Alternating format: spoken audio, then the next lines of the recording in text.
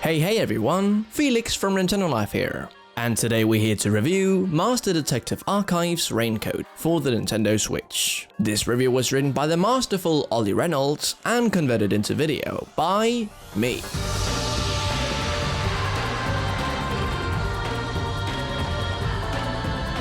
Following up the Danganronpa series was always going to be a tricky proposition. With its deceptively simple killing game premise, its huge cast of eclectic characters, and its overwhelmingly macabre atmosphere, it's no wonder Spike Chun Soft's visual novel franchise became such a hit with players worldwide. Naturally, the temptation with a spiritual successor is to go bigger and bolder, and that's exactly what developers 2Koi Games and Spike Chun Soft have strived for with Master Detective Archive's Raincoat.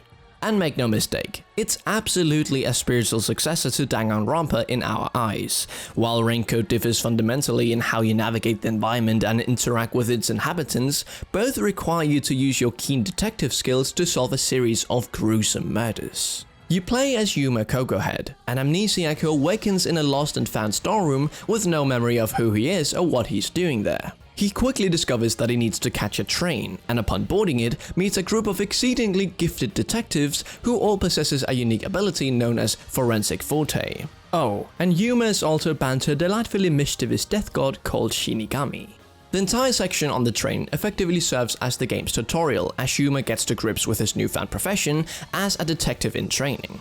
It introduces the first of many mysteries and walks you through each of the core mechanics that you'll be utilizing throughout the story. If you're familiar with the Danganronpa series, then you already have a somewhat idea of what to expect here. Solving the murders require a number of key steps. First, you'll need to investigate the crime scene and surrounding areas for potential clues. These clues are then stored in your inventory as solution keys, which you'll be needing later as you whittle down the potential suspects. Once you're done gathering all the relevant evidence, Shinigami will conjure up a magical realm known as a mystery labyrinth, a physical manifestation of the mystery at hand, if you will. Here, key questions and statements will present themselves as traps, obstacles, and even enemies. It's your job to utilize your solution keys, along with your own clever noggin, to resolve each challenge, progress through the labyrinth, and conclusively prove the true culprit of the crime scene. Fundamentally, while the Mystery Labyrinth is an interesting place visually, we actually found these sections of the game frustrating and repetitive, often overstaying their welcome by a significant margin.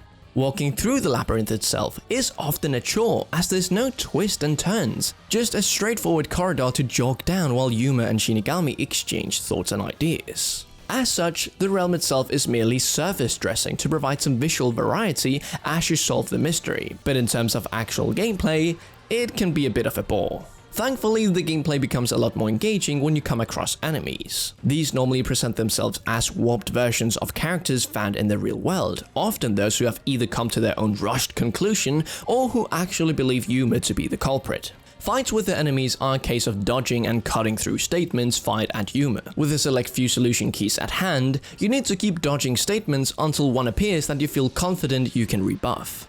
Simply select the relevant solution key and slash through the statement.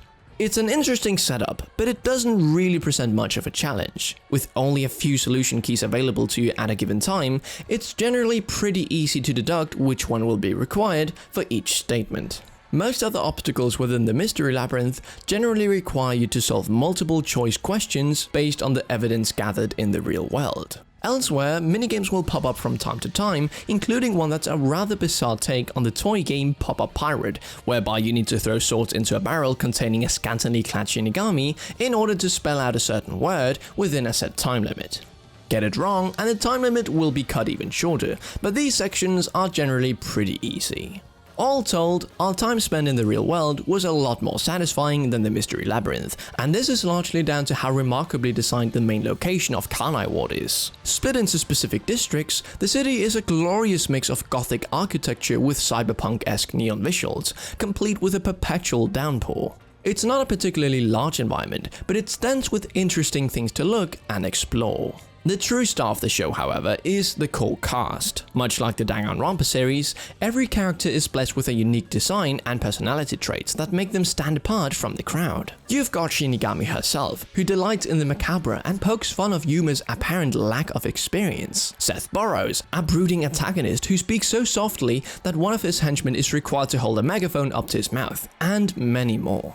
The problem, however, is that we really didn't get to spend as much time with these inhabitants as we would have liked. Ultimately, while Danganronpa thrives off interactions with its core cast of characters to push the narrative forward, you'll spend a great deal of time in Raincoat on your own, albeit in the constant company of Shinigami, searching through crime scenes and navigating through mystery labyrinths. Oftentimes, one of your fellow detectives will join you and lend a hand, but relationships in Raincoat feel disappointingly fleeting compared to Danganronpa. Despite her grievances, however, Raincoat shines where it matters most. While its crime-solving methods are often questionable, the actual mysteries themselves are great fun and a true delight to crack. They only get more complex as time goes on, so while Raincoat won't turn you into the next Sherlock Holmes, it requires you to pay attention at all times in order to progress through each case with little hassle. In terms of performance, the game runs perfectly fine on Switch, though visuals can sometimes look a little washed out during gameplay, especially in handheld mode. If we're being really nitpicky, the loading screens can be a tad too long in some instances,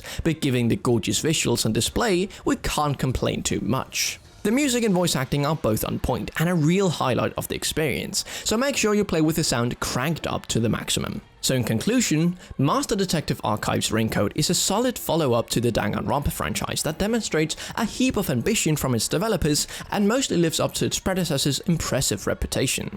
But while the game delivers an excellent cast of characters and some truly intriguing murders to solve, it also stumbles in its methods, introducing mechanics and locations that outstay their welcome and become frustratingly repetitive. Still, for fans of Danganronpa and those who enjoy a good gruesome crime or two, it's definitely worth checking out. So we here at Nintendo Life give Master Detective Archives Raincoat on the Nintendo Switch a 7 out of 10. Be sure to check out our website nintendolife.com, where you can find reviews like these in written form, and be sure to solve the mystery of who smashed the subscribe button just now. It was you, wasn't it? Well, if it wasn't, be sure to give it a click. Stay safe, and we'll see you in the next one. Felix from Nintendo Life, out.